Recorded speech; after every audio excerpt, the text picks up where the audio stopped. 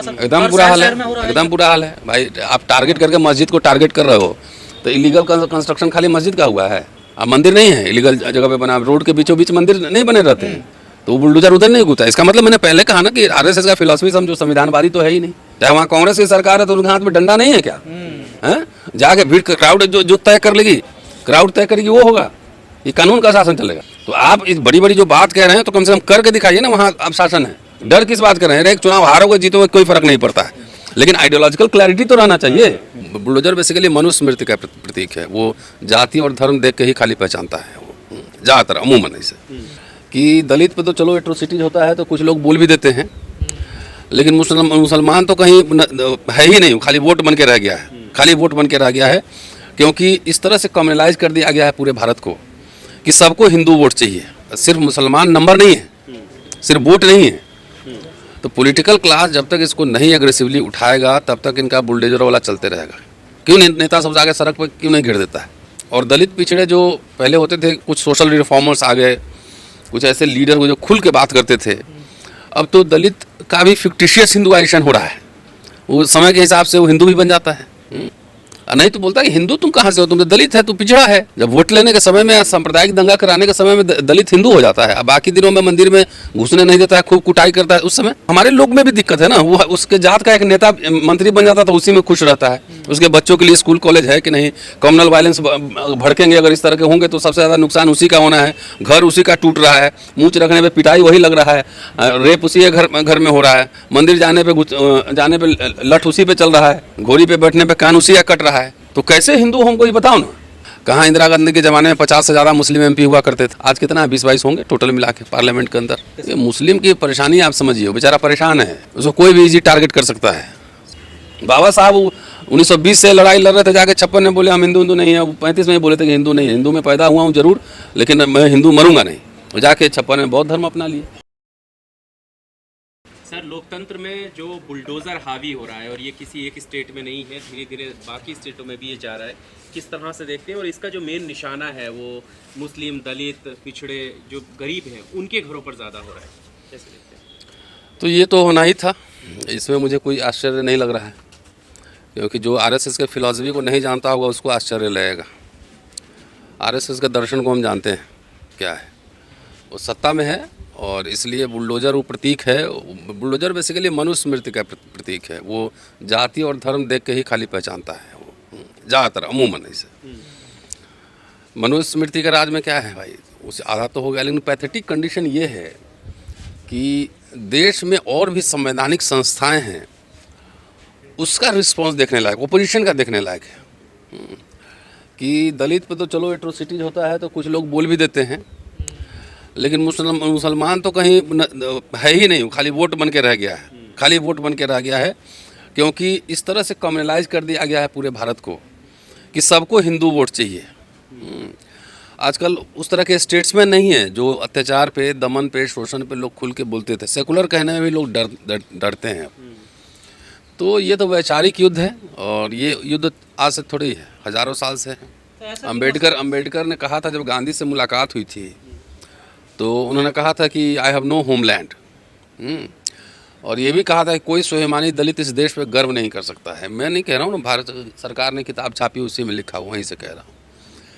तो लेकिन ये फ़र्क ये है, कम से कम खास तौर से पहले एक डंडा से पूरे दलित गांव का गांव हाँक देते थे, आज मारना पड़ रहा है, गोली मारना पड़ रहा है। तो इसका मतलब रेसिस्टेंस भी उसी लेवल पर है।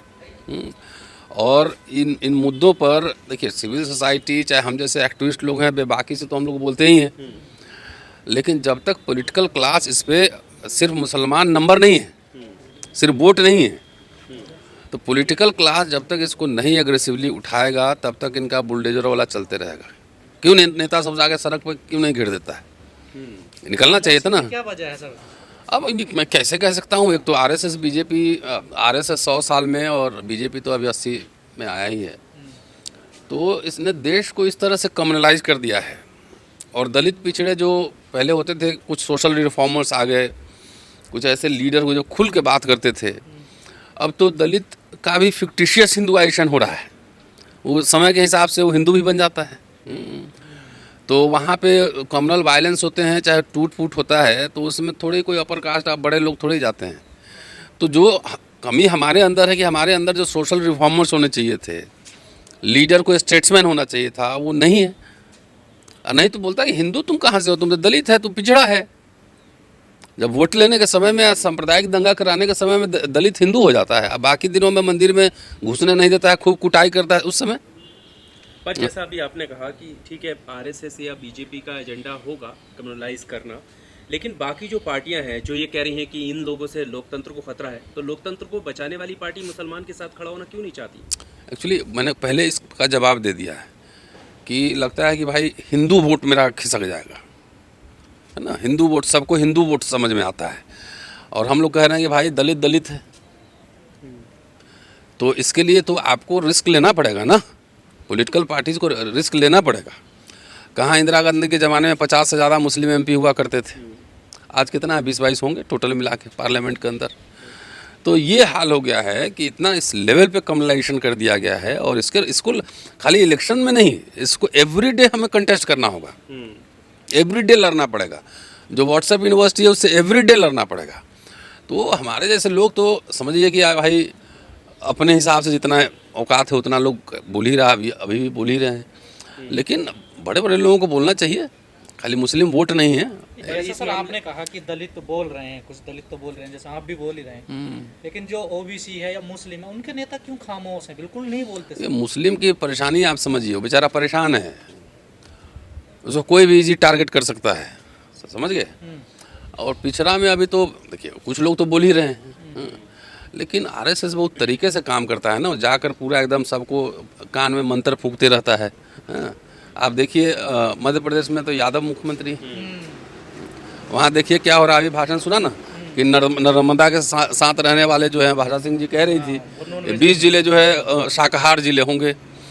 तो अब फूड के नाम पे जो है ना, हिंदू फूड मुस्लिम फूड इस लेवल पे जा चुका है।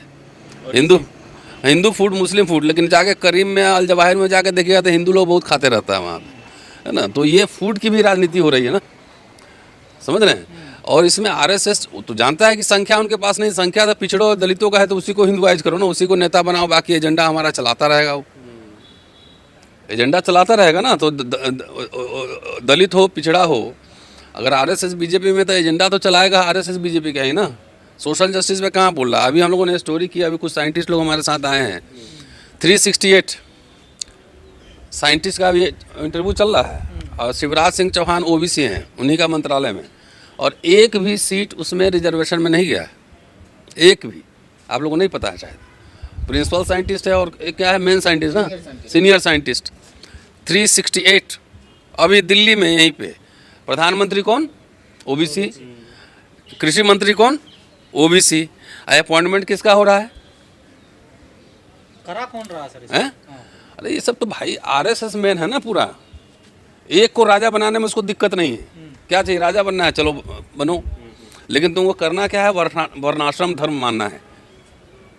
वर्णाश्रम धर्म मानना है, एक आदमी राजा बन जाओ, लेकिन वर्ण के हिसाब से तुमको सिस्टम चलाना है। तो ये प्रधानमंत्री जी या कृषि मंत्री जवाब देना कि 368 सीट में कहाँ चला गया, SC ST OBC कोई नहीं है उसमें, तो विप्र भी नहीं है, EWS वाला जनऊ कोटा भी नहीं है उसमें, सोचिए। तो वो तो एक आदमी को बनाना है पूरा कम्युनलाइज का। हमारे लोग में भी दिक्कत है ना, वो उसके जात का एक नेता मंत्री बन जाता तो उसी में खुश रहता है। उसके बच्चों के लिए स्कूल कॉलेज है कि नहीं, कम्युनल वायलेंस भड़केंगे अगर इस तरह के होंगे तो सबसे ज़्यादा नुकसान उसी का होना है। घर उसी का टूट रहा है, मूंछ रखने पे पिटाई वही लग रहा है, रेप उसी घर में हो रहा है, मंदिर जाने पे लठ उसी पे चल रहा है, घोड़ी पे बैठने पे कान उसी का कट रहा है। तो कैसे हिंदू हमको ये बताओ ना। बाबा साहब 1920 से लड़ाई लड़ रहे थे, जाके 56 में बोले हम हिंदू नहीं है, 35 में बोले थे कि हिंदू नहीं है, हिंदू में पैदा हुआ हूँ जरूर लेकिन मैं हिंदू मरूंगा नहीं, तो जाके 56 में बौद्ध धर्म अपना लिए। तो बाबा साहब के नाम लेते हो तो कम से कम बाबा साहब को समझो भी, पढ़ो भी। अरे कुछ नहीं, पहले विज्ञानवादी बन जाओ, अपने आप सब ठीक हो जाएगा। आडंबर पाखंड से दूर रहो, बस बात खत्म हो गई। आरक्षण को लेकर राहुल गांधी जी को टारगेट किया जा रहा है, खासकर बिना वजह। जिस दिन भेदभाव खत्म हो जाएगा ना, सब ट्रांसपेरेंट हो जाएगा, उस दिन आरक्षण अपने आप खत्म हो जाएगा। सब ट्रांसपेरेंट हो जाए, एक एजुकेशन हो जाए, बराबरी पे लेके आओ ना। पहले तुम जो है हजारों साल का कल्चरल कैपिटल तुम्हारे पास है, अब पहला जनरेशन तुम पैंट शर्ट पहन के घूम रहा है, तो जरा सबको अंग्रेजी स्कूल में पढ़ाओ ना, कंपटीशन फ्री करा लो, क्या दिक्कत है? बच्चे हमारे जो जा रहे हैं विदेश पढ़ने तो कहाँ ऐसे जा रहे हैं ना, वहाँ यहाँ अनफेयर है।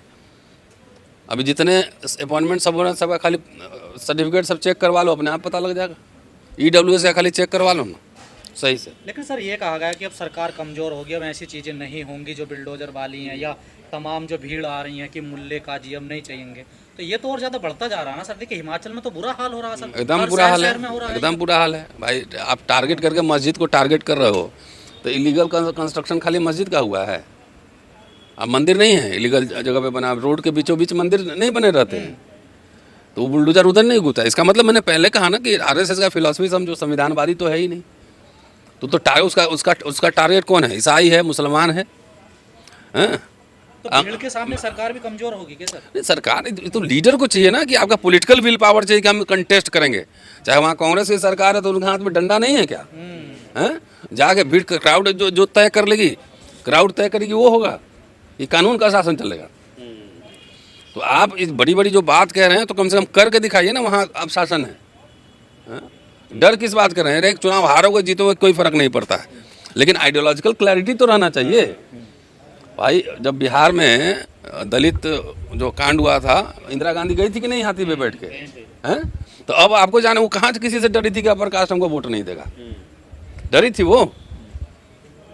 सर, जातीय जनगणना को लेकर इस देश में काफ़ी बात होती है। जब हम पब्लिक ओपिनियन में जाते हैं तो कई लोग कहते हैं कि अब जो जातीय जनगणना होगी तो भेदभाव बढ़ जाएगा, और जाति अब रही कहाँ है। नहीं, भेदभाव बढ़ जाएगा तो बढ़ने दो, चलो देखेंगे।